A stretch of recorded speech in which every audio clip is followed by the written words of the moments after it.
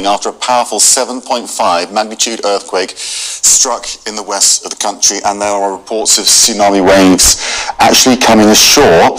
According to the US Geological Survey, at least 9 aftershocks have rattled the region, including one with a magnitude of 6.2. So far, there are no reports of anything abnormal at the nuclear plants in the region. We're monitoring that. We'll have more on that story as it becomes available. But seeing as Hanake Montgomery joins us live from Tokyo with the very latest on which waves have hit and also the larger ones you expect to see.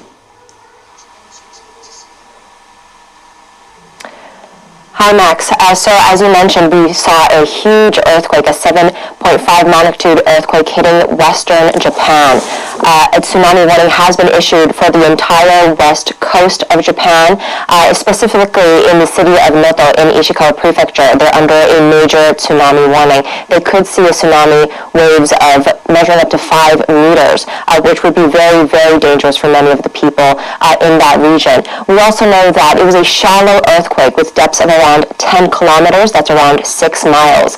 And what this means is that with shallow earthquakes, they could trigger potentially more powerful and more dangerous tsunamis. So really, we're just watching what potential damages could be caused because of these tsunamis that roll in, Max. We're getting very little information because obviously they're dealing with a crisis right now. But the initial images of the earthquake seem quite severe as well. Roads cracked, buildings collapsing, and, quite frightening scenes within bowling alleys and the like where people are hiding under tables. Yeah, we know that 32,500 homes have lost power in Ishikawa Prefecture. The Japanese Prime Minister Fumio Kishida has also warned residents who live on the western coast of Japan near the epicenter to flee and to evacuate to higher ground. We know that the Japanese government is trying to confirm the extent of this damage, try to evacuate people who might still be stuck and potentially be harmed by the tsunami. But we're still waiting to confirm some of the details, the extent of this damage, just who else might be potentially trapped as these tsunamis come within the shores of Japan. It's obviously a very developed nation. How are capable of the buildings in that region of withstanding the earthquake and then any tsunamis that come in? Yeah, as you said, Japan has a very robust emergency plan. Also, a lot of the infrastructure, the buildings, the towns are very much capable of withstanding tsunamis and earthquakes. But we do know that this earthquake happened at 4:10 p.m. local time on New Year's Day. This is a time when many people are still in their homes. They could be in their family homes with their friends, with their loved ones. And what that means is that it's quite difficult to access people. Even though they might be in their homes, it might take them a while to evacuate to higher ground. And of course, it doesn't necessarily mean that all homes have these earthquake capable homes or that just withstand these really big tremors. Even here in Tokyo, we felt the tremors. So to imagine what the people in Ishikawa Prefecture, many others on the Western Japan coast are feeling is really quite indescribable. Okay, we'll be back with you. We'll get more. Hanake Montgomery in Tokyo. Thank you for now.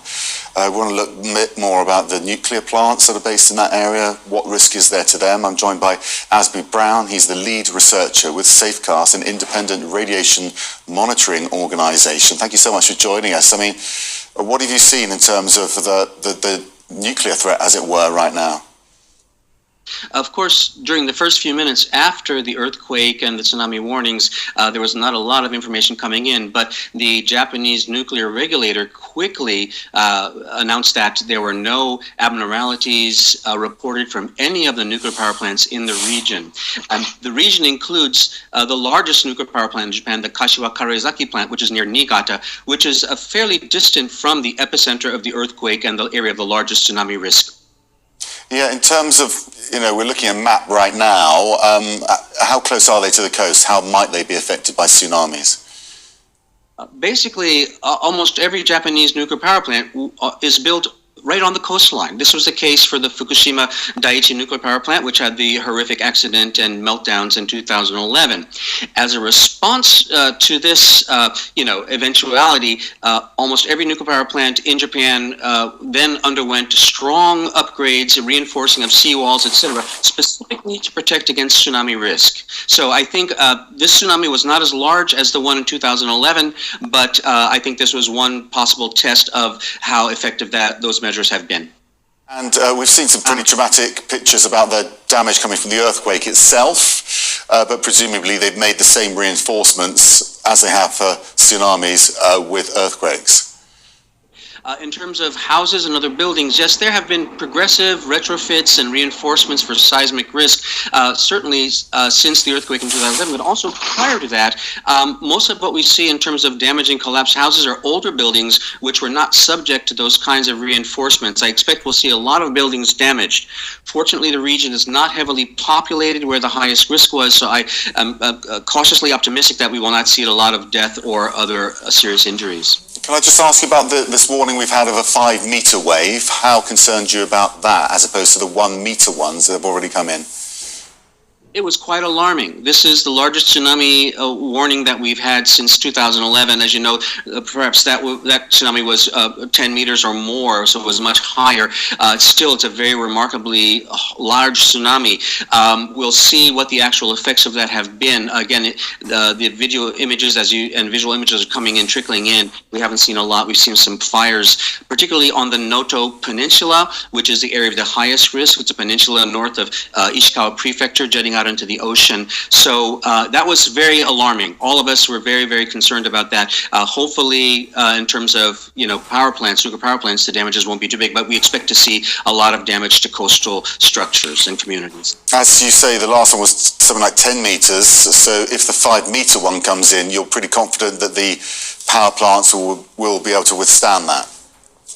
My confidence is very cautious because I've been to several of these power plants. I've seen the seawalls. There are always unknowns and other things that can happen.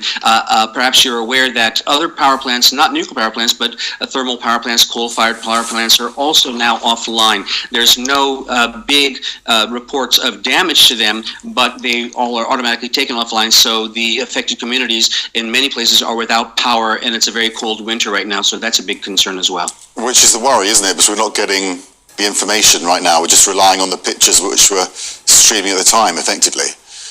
Yes, it always takes time for a full picture to be, gotten for this sort of thing.